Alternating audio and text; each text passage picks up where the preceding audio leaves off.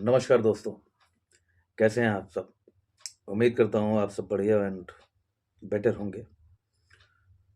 UPSC ने EPFO की नई वैकेंसीज रिलीज कर दी हैं।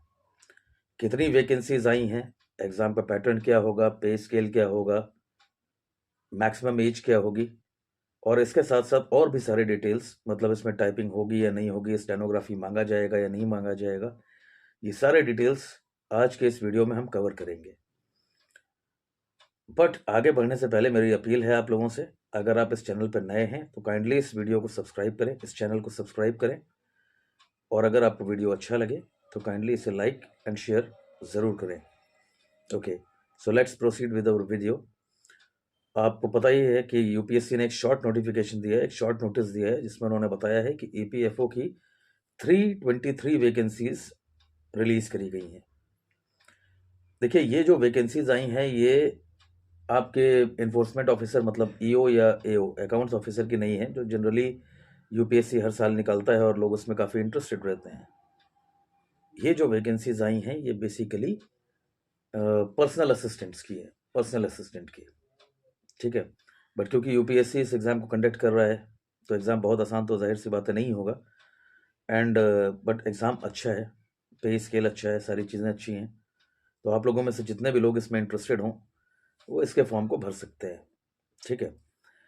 तो अब इसमें सबसे पहली चीज़ तो ये होती है कि पर्सनल असिस्टेंट की वैकेंसीज आई हैं, तो इन्फोर्समेंट ऑफिसर मतलब ईओ और अकाउंट्स ऑफिसर की वैकेंसी कब तक आएगी, ये भी मैं इस वीडियो में आपको बताऊंगा।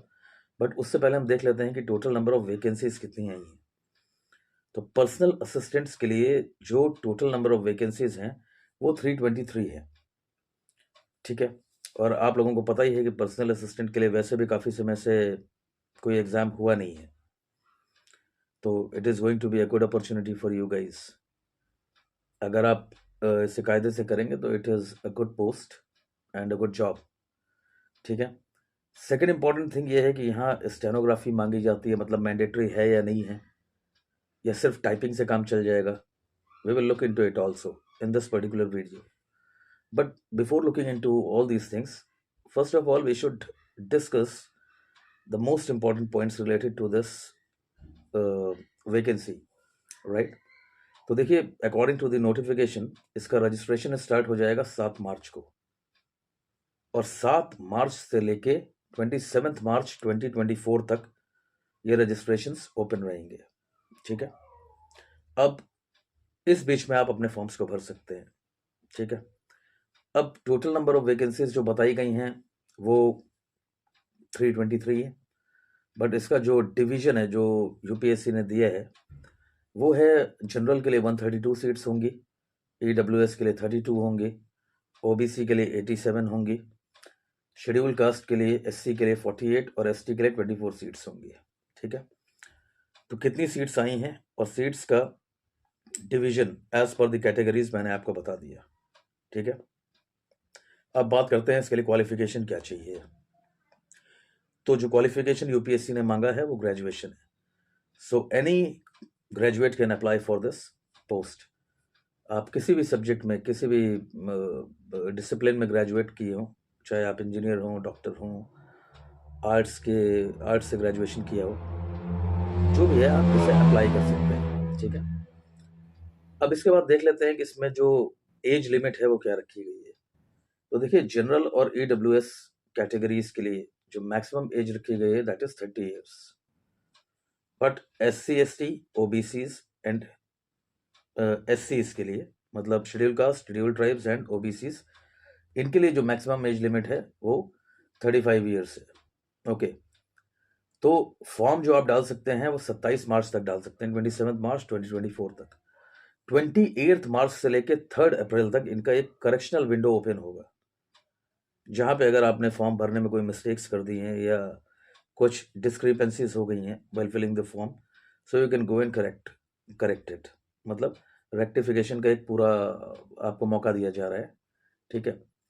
अब क्योंकि पोस्ट है तो पोस्ट के साथ साथ जो मोस्ट इम्पॉर्टेंट और मोटिवेटिंग फैक्टर होता है वो होता है इसका पे स्केल। तो I know everybody might be interested कि इसमें पे स्केल है कितना। तो देखिए, as per the 7th CPC इसमें लेवल 7 की पे ग्रेड है। दैट मीन्स जो ओवरऑल पे ग्रेड है ये 44,900 के आसपास है, 44,900। So it is a good one, कोई ऐसा दिक्कत नहीं है, ठीक है। अब इसके साथ साथ अब हम बात करते हैं इस एग्ज़ाम का पैटर्न कैसा होगा, ठीक है।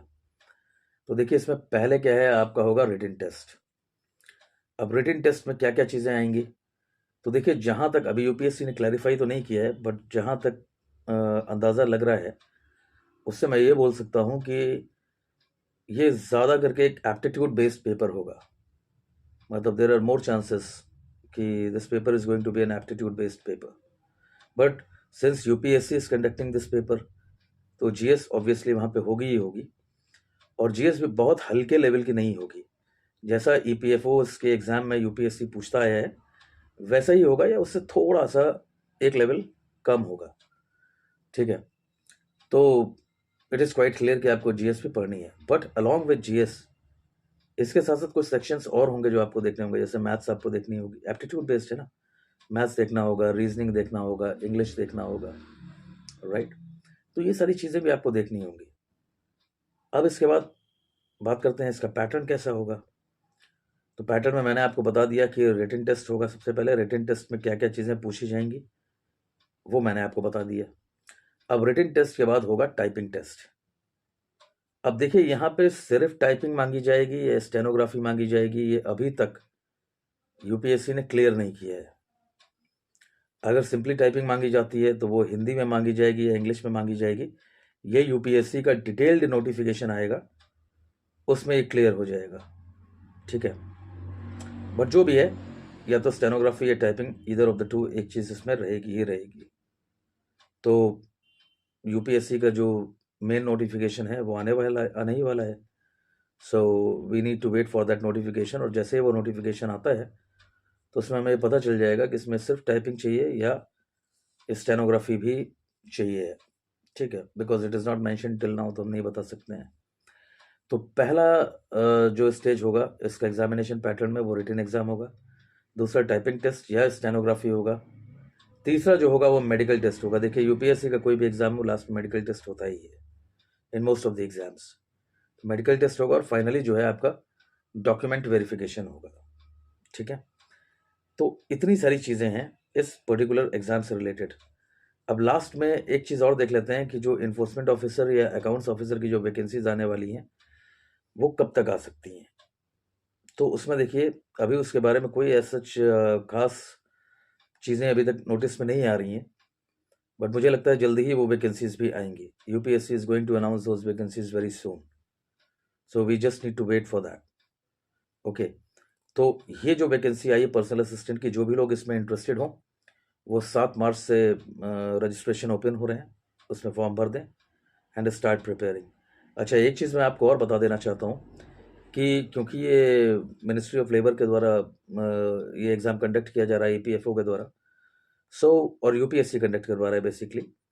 तो जैसा कि ईपीएफओ में हर बार लेबर लॉज वगैरह पूछे जाते हैं, तो यहाँ भी जीएस में हो सकता है आपसे लेबर लॉज के ऊपर क्वेश्चंस अच्छे खासे बन जाए, ठीक है। Labour laws, yes.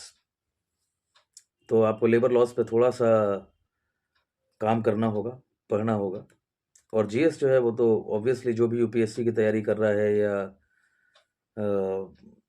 पीसीएस वगैरह देते रहते हैं लोग, तो उन्होंने जीएस ऑलरेडी पढ़ी ही हुई है। जीएस बहुत ज़्यादा ट्रिकी नहीं होगी, एकदम जैसे आईएएस पूछता है उस लेवल पे नहीं होगी। ईपीएफओ के जैसे पेपर्स रहते हैं उसी के पैटर्न पे रहेगा, बस हो सकता है थोड़ा सा पेपर हल्का हो जाए, ठीक है। तो आई होप कि इस एग्ज़ाम से रिलेटेड सभी इन्फॉर्मेशंस मैंने आप लोगों को प्रोवाइड कर दी हैं। सो जैसे ही फॉर्म आता है, रजिस्ट्रेशन ओपन होते हैं, आप इसे भर दें and believe me it is going to be a good exam. और टाइपिंग और स्टेनोग्राफी के बारे में जैसे ही नोटिफिकेशन आएगा मैं एक और वीडियो बना के आपकी इन्फॉर्मेशन आपको इसके बारे में बता दूंगा, ठीक है। Thank you, all the best.